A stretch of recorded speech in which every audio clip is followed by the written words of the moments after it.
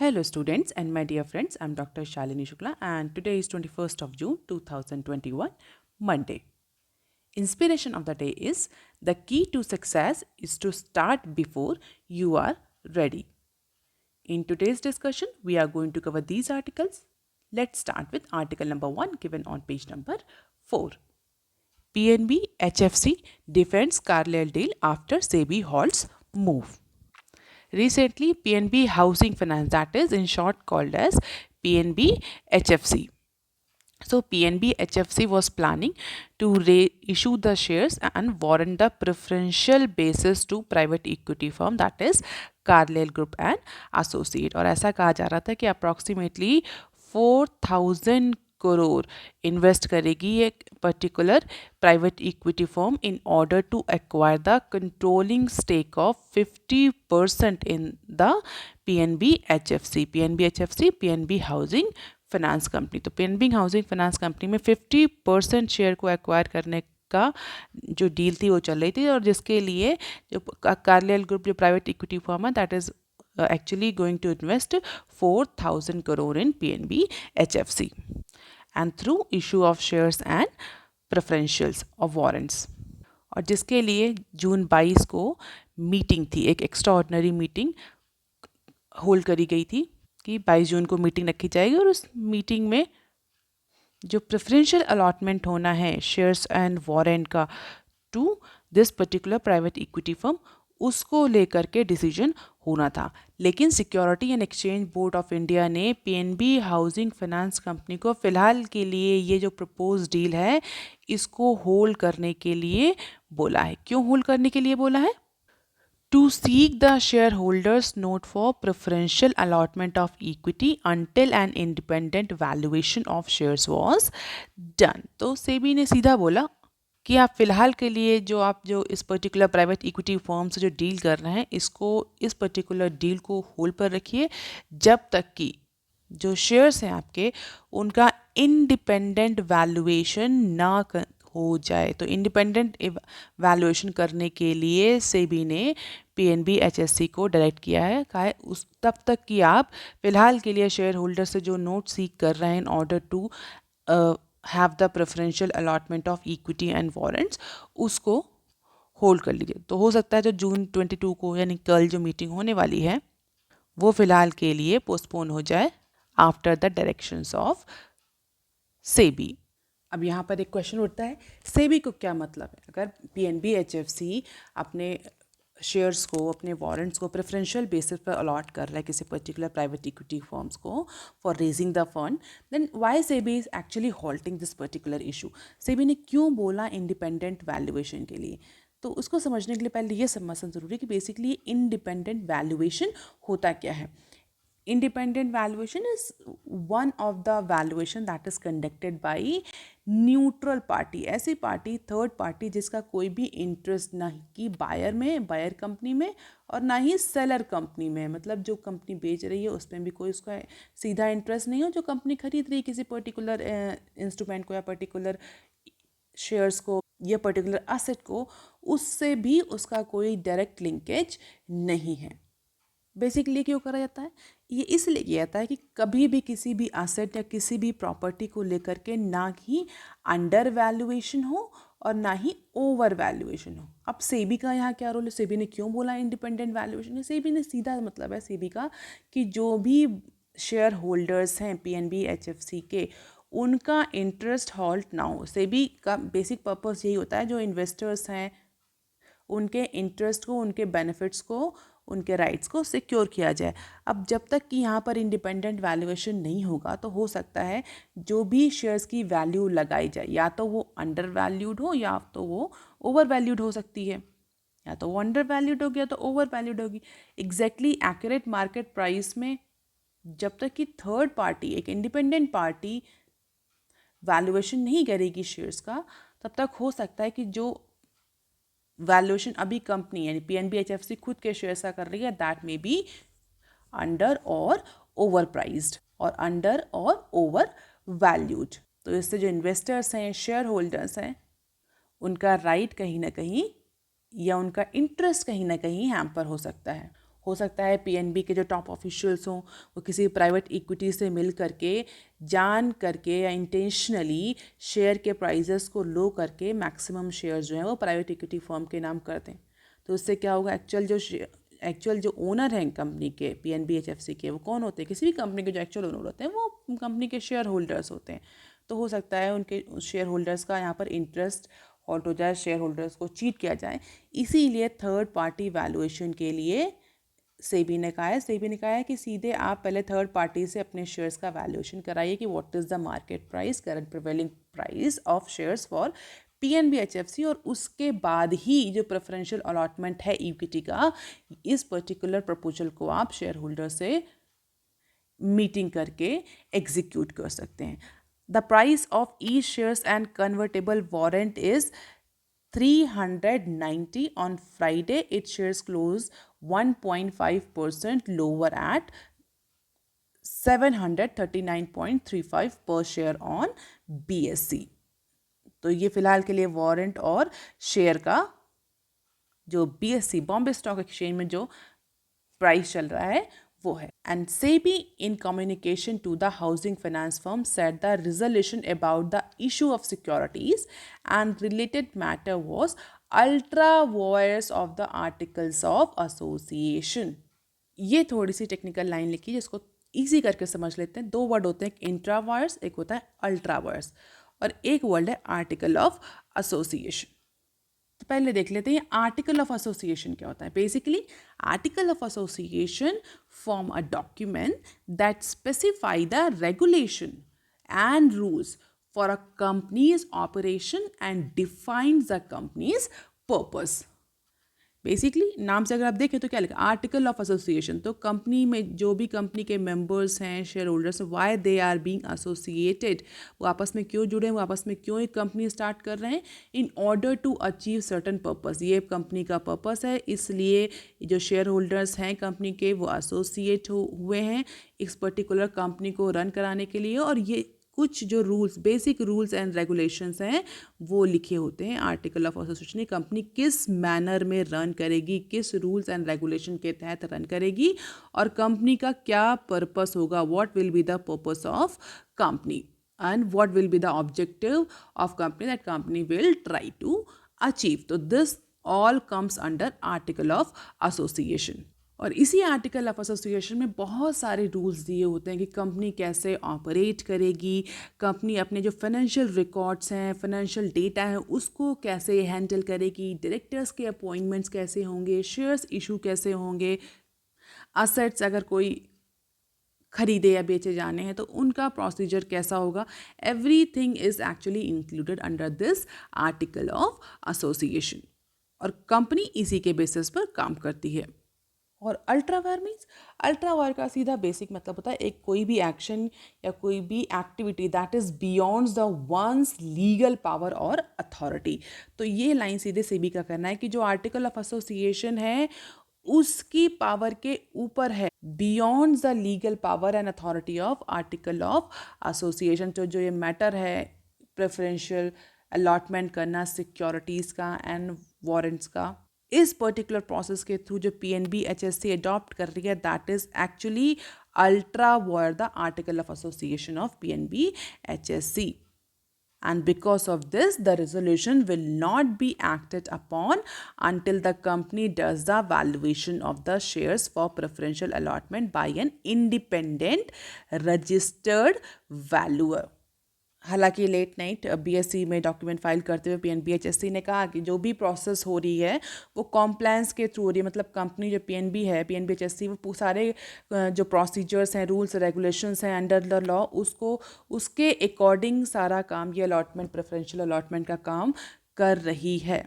जो भी pricing regulation SEBI ने और आर्टिकल ऑफ एसोसिएशन ने डिसाइड किए हैं उस पर्टिकुलर कंपनी के, उसी के अकॉर्डिंग प्रेफरेंशियल अलॉटमेंट हो रहा है शेयर्स और वारंट का। हालांकि फ़िलहाल के लिए सेबी ने इस डील को स्टक कर दिया है। And all these are the key points that you can go through for this particular capital infusion saga.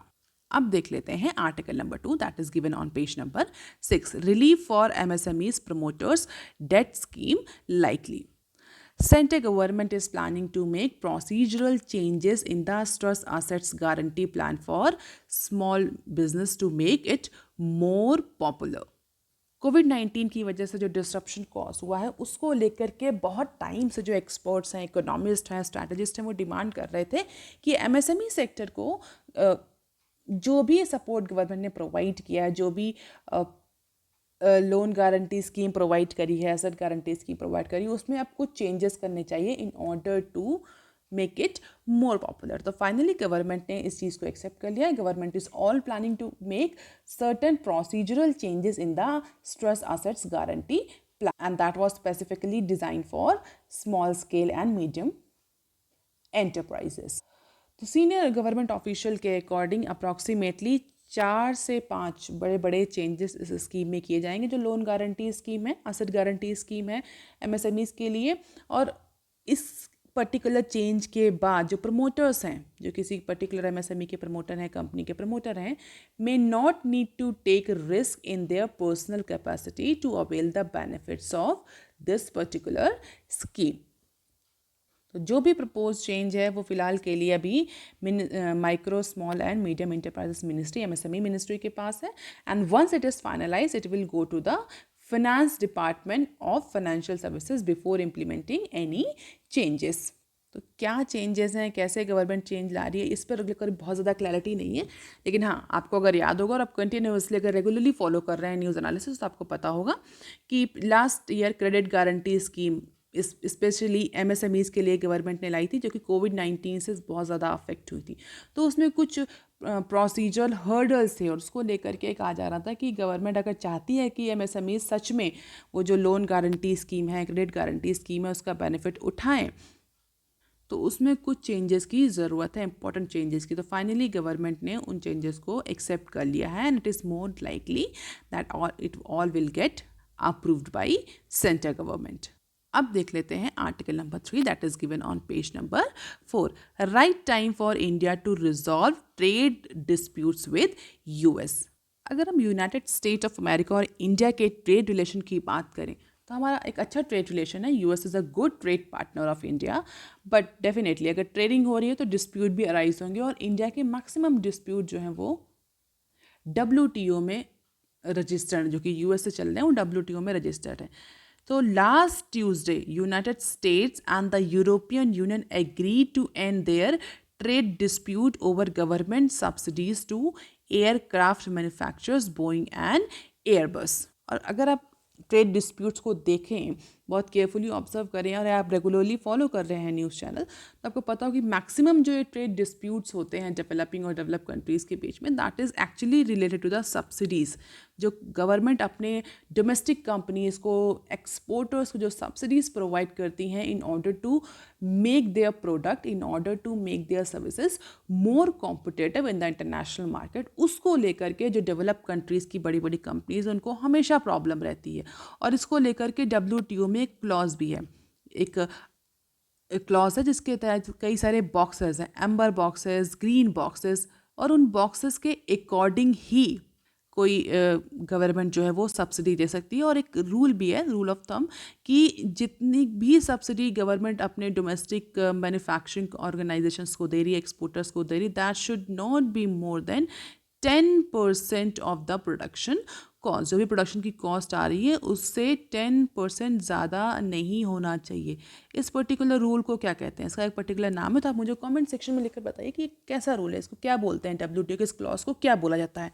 तो इस क्लॉज के अकॉर्डिंग कि कोई भी गवर्नमेंट अपने मैन्युफैक्चरिंग ऑर्गेनाइजेशंस को, एक्सपोर्टर्स को, डोमेस्टिक कंपनीज को इतनी ज़्यादा सब्सिडी नहीं देगी जो उसकी 10% मैन्युफैक्चरिंग कॉस्ट से, प्रोडक्शन कॉस्ट से ज़्यादा हो. और कई बार ऐसे एलिगेशन लगते हैं डेवलपिंग कंट्रीज़ में, इंडिया पर भी लगते हैं कि इंडिया जो है वो अपने लोकल मैन्युफैक्चरर्स को, डोमेस्टिक मैन्युफैक्चरर्स को सपोर्ट करने के लिए इतनी ज़्यादा सब्सिडी देती है जिससे कि उनके जानबूझ के उनके जो प्रोडक्ट्स होते हैं इंटरनेशनल मार्केट में वो कॉम्पिटिटिव होते हैं, सस्ते होते हैं. उससे क्या होता है, उससे ये होता है कि जो बड़ी बड़ी MNCs हैं डेवलप कंट्रीज़ की, उनके प्रोडक्ट जो होते हैं वो कॉस्टली हो जाते हैं, they have the some disadvantage into the international market. और इंडिया में सोलर पैनल को लेकर भी ट्रेड डिस्प्यूट हुआ था यूएस से, जो कि WTO गया था, अगर आपको पता हो। पोल्ट्री और एग को लेकर भी डिस्प्यूट हो चुका है, और सब्सिडीज़ को लेकर भी बहुत बार डिस्प्यूट यूएसए और इंडिया के बीच में हो चुका है। तब एक्सपर्ट्स का ये कहना है कि it is a very good time, right time for India to resolve the trade related dispute with US government. क्यों ऐसा क्या हो गया? जो एक्सपर्ट्स का जो स्ट्रैटेजिस्ट है, इकोनॉमिस्ट, उनका ये कहना है कि ये अच्छा टाइम है जैसे इंडिया अपने सारे डिस्प्यूट रिजॉल्व कर ले, अगर सारे नहीं तो most of the dispute resolve कर ले। तो बेसिकली ये एक स्टेटमेंट आया है जो यूएस ट्रेड रिप्रेजेंटेटिव हैं उनकी तरफ से, कि they want to actually summed up all the disputes, और they want to resolve all the dispute that is going on into the different international forums with different countries. Even European Union ने भी और US भी recently agree हुए कि उनके बीच में जो डिस्प्यूट चल रहे हैं, उन डिस्प्यूट्स को जो basically aircraft manufacturing of Boeing और एयरबस को लेकर के हैं, उनको जल्दी ही रिजॉल्व करेगी। तो बेसिकली यूएस ट्रेड रिप्रेजेंटेटिव जो बॉडी है, that is looking positive in order to resolve any trade related disputes with any other country। अगर हम बात करें यूएस के, तो यूएस में जो पॉलिटिकल रिजीम रिसेंटली चेंज हुआ है, बाइडन जो है वो पावर में आए हैं। तो बाइडन ने फिलहाल के लिए जितने भी मल्टीलैटरल इंस्टीट्यूशंस हैं उनको रीज्वाइन करने की बात करी है, जिनको डोनाल्ड ट्रंप ने जिसे एग्जिट कर गए थे, चाहे वो पेरिस क्लाइमेट डील हो, चाहे वो वर्ल्ड हेल्थ ऑर्गेनाइजेशन हो। डोनाल्ड ट्रंप के जब रेजिम चल रहा था, उनके टाइम पीरियड में जो अमेरिका है वो बहुत सारे मल्टीलैटरल फोरम से, मल्टीलैटरल इंस्टीट्यूशन से बाहर निकल गया था, और जिसमें सबसे इम्पोर्टेंट था WHO और पेरिस क्लाइमेट चेंज। क्योंकि डोनाल्ड ट्रंप का ये कहना था कि जो क्लाइमेट चेंज और इन्वायरमेंट, जो इकोलॉजी को प्रोटेक्शन रिलेटेड जो भी नोशंस हैं, that is actually against the development of the countries, against the development of the earth. ऐसा कोई कंसेप्ट नहीं है इकोलॉजी और इन्वायरमेंट रिलेटेड और क्लाइमेट रिलेटेड। अर्थ अपने आप को खुद प्रोटेक्ट कर सकती है, और इसी को लेकर के उन्होंने बहुत सारे जो कन्वेंशंस थे मल्टीलैटरल इंस्टीट्यूशन से, उनसे एग्जिट किया था। लेकिन फिलहाल जॉय बाइडन जो आए हैं, उनका ये कहना है कि America is again going to join the multilateral institution such as WHO and Paris climate accord. और उसी के लिए उन्होंने ये भी कहा कि जितने अदर जो डिस्प्यूट हैं जो ट्रम्प के पीरियड में जनरेट हुए थे विद अदर कंट्रीज, चाहे वो यूरोपियन यूनियन हो, चाहे वो इंडिया हो, या कोई भी अदर कंट्रीज हो, जो भी ट्रेड रिलेटेड डिस्प्यूट्स हैं जो चल रहे हैं यूएस के अगेंस्ट, यूएस ने आगे एग्जीक्यूट किए हैं, उन सब ट्रेड डिस्प्यूट का रेजोल्यूशन जल्दी से जल्दी किया जाए, जिससे कि दोनों ही कंट्रीज़ को फ़ायदा हो, दोनों ही कंट्रीज़ का जो ट्रेड है वो और ज़्यादा इम्प्रूव हो, जो भी ट्रेड पोटेंशियल है वो फुली रियलाइज हो पाए। And later, his administration signaled its support for the proposal of India and South Africa at WTO for the waiver of intellectual property right for COVID-19 vaccine. If you remember, we have also discussed that news की, और हमने discuss भी किया था कि क्यों USA actually support कर रहा है। मैक्सिमम टाइम क्या होता है कि IPR वेवर को लेकर के डेवलप जो कंट्रीज़ होते हैं वो डेवलपिंग कंट्रीज़ के अगेंस्ट होते हैं। बट इस बार यूएसए ने अफ्रीका, साउथ अफ्रीका और इंडिया का जो प्रपोजल था IPR वेवर को लेकर के, स्पेशली COVID-19 वैक्सीन के केस में, उसको सपोर्ट किया है and got more engaged in multilateral negotiations on certain contentious issues such as fisheries and e-commerce in case of developing countries। तो जॉय बाइडन के, जॉय एडमिनिस्ट्रेशन के इस सारे ओरिएंटेशन को लेकर के, इस तरह के अप्रोच को देखते हुए, राइटर का कहना है, एक्सपर्ट्स का कहना है इंडिया में कि it is a good time for India, India के लिए बहुत अच्छा टाइम है, जबकि जॉय बाइडन जो है वो कंड्यूसिवली वर्क कर रहे हैं मल्टीलैटरल ऑर्गेनाइजेशन से, और जो उनका ओरिएंटेशन है that is more on cordial side. Even जो G7 ग्रुप में जिस तरह का अप्रोच रहा यूएस का, उसको देखते हुए भी एक्सपर्ट्स का कहना है it is a very good time for India, not only for India but for other countries who are having the trade dispute with USA. But basically India के लिए बहुत अच्छा टाइम है कि जो भी ट्रेड रिलेटेड डिस्प्यूट चल रहे हैं यूएसए से, उनको रिजॉल्व कर ले immediately. And recently, if you remember, Biden administration worked with other countries in G7 group to reach an agreement on minimum tax of 15% on MNCs, make available 1 billion doses of COVID-19 vaccine to the poor countries and finance build-up of infrastructure in less developed countries. तो Joe Biden को थोड़ा सा appreciate करते हुए, उनके approach को appreciate करते हुए इंडिया को ये बोला गया कि it is a good time for India to resolve all trade related dispute, चाहे वो सब्सिडी से रिलेटेड हो, चाहे वो सोलर पैनल से रिलेटेड हो, चाहे वो generalize system of preferential treatment से रिलेटेड हो, चाहे वो किसी भी तरह के अदर WTO रिलेटेड डिस्प्यूट्स हों. अब देख लेते हैं some other news clips. Easier dilution norms in play for mega IPOs. So easier dilution norm for mega initial public offers have come into effect. Companies with post-listing market capitalization of more than 1 trillion will not be required to dilute a minimum of 10%. तो कोविड-19 को देखते हुए जो situation है market की, उसको देखते हुए फ़िलहाल के लिए IPO, जो कंपनीज IPO लाती है, इनिशियल पब्लिक ऑफर, उसको लेकर के कुछ नॉर्म्स में चेंज किया गया है. तो ऐसी कंपनी जिनका जो market capitalization is of more than 1 trillion will not be required to dilute minimum of 10% as per the previous rule. And this particular move to relax the dilution norm is seen as a precursor to life insurance corporations IPO. जो LIC का IPO आने वाला है, उसको देखते हुए इस particular जो डाइल्यूशन नॉर्म्स है उनको रिलैक्स किया गया है. तो जो 10% का जो पहले थ्रेशोल्ड था, अब उसको रिड्यूस करके 5% कर दिया गया है. तो ऐसी कंपनीज जिनका मार्केट कैप जो है वो 1 ट्रिलियन का है will have to dilute 5,000 crore at least 5% of their market cap. पहले जो रूल था, एक्सपर्ट का कहना था कि जो 10% का जो पहले कैप लगा था, उस कैप की वजह से जो बड़ी कंपनीज IPO के लिए जाती थी वो डिस्करेज होती थी from listing, since they force to offload a large volume of shares during the IPO. और एक्विजिशन प्रोसेस को लेकर के, ड्यूरिंग एक्विजिशन ऐसा पब्लिक होल्डिंग को लेकर के कोई भी ऐसा मिनिमम थ्रेशोल्ड नहीं था, but it had to be increase to 10% within 18 months as per new changed rules. तो फिलहाल के लिए IPO को लेकर के कुछ रिलैक्सेशन दिए गए हैं जिससे कि कंपनीज जो हैं वो ईजिली फंड रेज कर पाएँ मार्केट से. अगर IBC के स्टेटस की बात करें तो करंटली IBC में 4,380 के केस जो हैं वो एडमिट हुए हैं, जिसमें से 2,653 जो केसेस हैं वो क्लोज हो चुके हैं और 1,723 जो केसेस हैं वो अभी भी चल रहे हैं. तो अगर इस तरह के IPO को लेकर के जो भी नॉर्म्स रिलैक्स किए गए हैं, इनको इसीलिए रिलैक्स किया गया है कि जो कंपनीज हैं वो ईजिली IPO में जा सकें, फंड रेज कर सकें और जो फाइनेंशियल क्राइसिस की जो प्रॉब्लम है जो उसको फेस कर रहे हैं वो थोड़ा सा सब्सिडाइज हो सके. अब देख लेते हैं next clip. Tech promoters top list of cash recipients. The country's wealthiest promoter families are not necessarily the biggest earner or the cash recipients from their listed companies. Cash receipts include dividends, money received from the shares sold and tenders in buyback. तो अगर dividend income की बात करी जाए तो ऐसा इस particular article के अकॉर्डिंग ऐसा कहा जाए कि कंट्री के जो वेल्दीएस्ट प्रमोटर फैमिलीज हैं they are not on the top in terms of the cash receipt और डिविडेंड इनकम.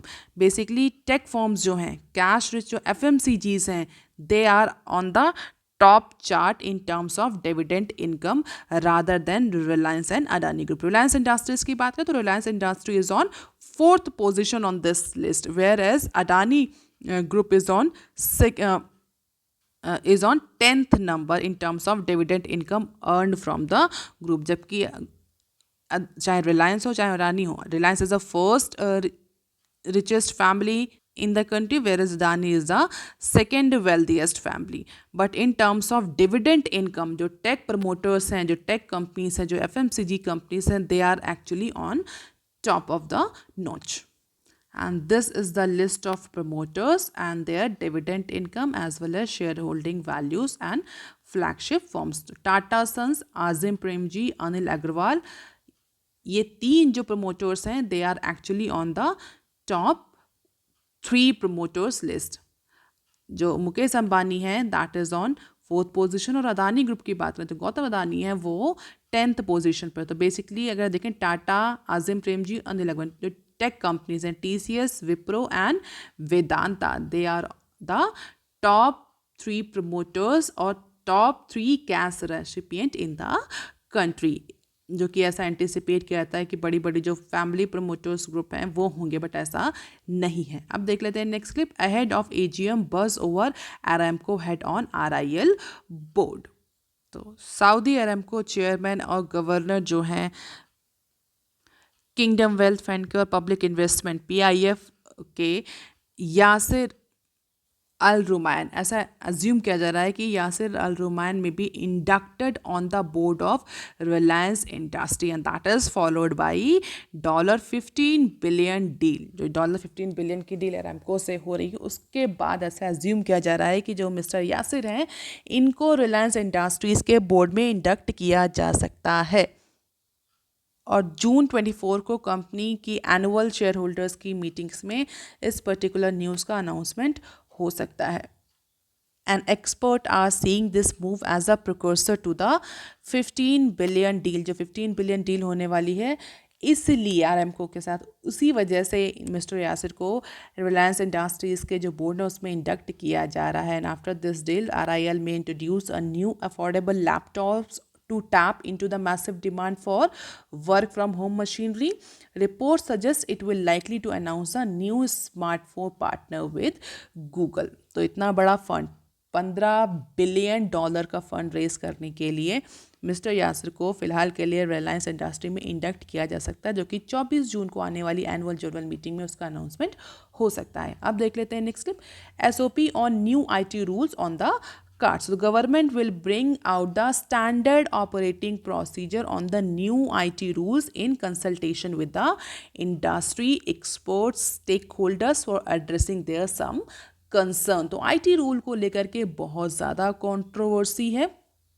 इवन ट्विटर के साथ तो केस काफ़ी ज़्यादा बढ़ गया है। रिसेंटली ट्विटर ने पार्लियामेंट में बोला है कि Twitter is following its own policy, किसी की भी कंट्री की पॉलिसी नहीं, ट्विटर अपनी खुद की पॉलिसी फॉलो करता है, जिसको लेकर के बहुत ज़्यादा क्रिटिसिज्म ट्विटर को फेस करना पड़ा।